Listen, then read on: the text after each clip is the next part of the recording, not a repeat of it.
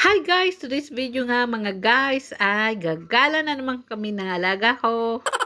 At tingnan nyo nga ang tanawin mga guys. Napakaganda at ang ganda ng panahon ngayon kasi hindi mainit at hindi masyadong malamig.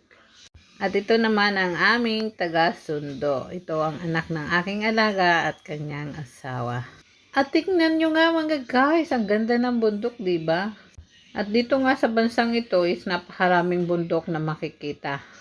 At kapag nga ikay siniswerte, mapupunta ka talaga sa mga bundok. Katulad ko, which is hindi naman talaga siya bundok mga guys, pero makikita nyo sa kapaligiran, makikita nyo ang bundok kasi wala ako sa city. At ito nga mga guys din, meron akong appointment today for my ultrasound. So ang hirap nga talaga guys, kapag nagkasakit ka na malayo sa pamilya, kasi sariling sikap mo talaga.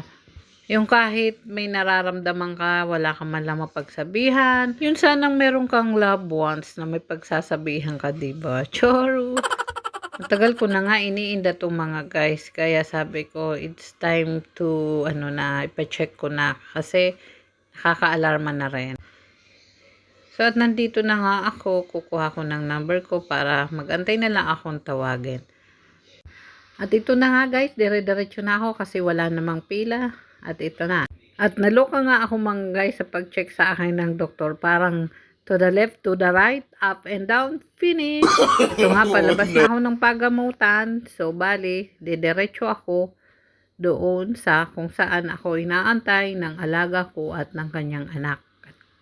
Mahirap din maging caregiver mga guys, lalo na kung ang mga alaga namin ay mga pasaway na rin. At mahirap din makakuha kapag ang alaga mo is may isip pa. Sabi ko nga, mas gusto ko pa alagaan ang wala ng isip.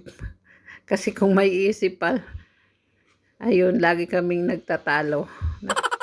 Pero guys, sobrang bait ng alaga ko. Sabi ko sa sarili ko, at alam ko yun sa sarili ko, na wala sa alaga ko ang problema. Nasa caregiver ang problema mga guys. Kasi ang caregiver ay walang pasensya. Kaya, ayan. Dito nga pala guys, sa bansang ito, kapag nasalubong mo isang tao dito, igigreet ka nila ng hi, shalom, maslomek, how are you? Ganon. Lalo na kapag nag-greet sa'yo is lalaki. Tsaka mga pogi ang mga Israeli. Mga guys. Charot. Pero ito ha. Kapag sa atin sa Pilipinas, nakasalubong mo ang hindi mo kakilala, iisipin na siguro crush ako nun kasi binati ako. Siguro may gusto yun sa akin. Anyway nga mga guys. So dito na ako. Tama na ang ating kadaldalan. So, pupunta na nga ako doon sa Greg kung saan inaantay ako ng mag-ino. A few moments later. At ito na nga mga guys, pakaway-kaway pa ako. So, yan nga mga guys, pasok tayo. Oh, umorder na sila.